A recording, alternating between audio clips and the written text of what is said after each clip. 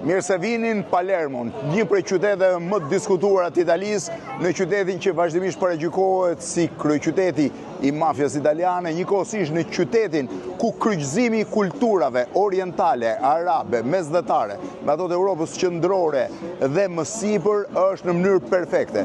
Një qytet i jashtëzakonshëm me rreth 650.000 banor, me disa nga monumentet më të rëndësishme të kulturës së të gjithë njerëzimit dhe njëkohësisht me një jetë vibrante. Jam në një prej rrugëve të Palermos, e cila në fakt është ndërtuar diku në fillim të shekullit 20, fund të shekullit 19, fillim të shekullit 20, por në të dy anët e saj, kudo që të shkosh ti mund të gjesh shenjat e një jete, e një urbanistike shumë të hershme.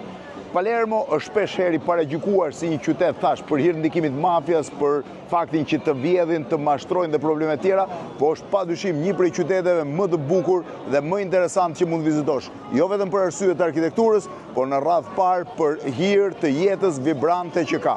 Mund të ecësh për ditë në një rrugë të tillë dhe të kuptosh që je në Palermo, ku miksohet historia, kultura me atë që quhet ndikimi më i fundit edhe i maldrave falso si këto.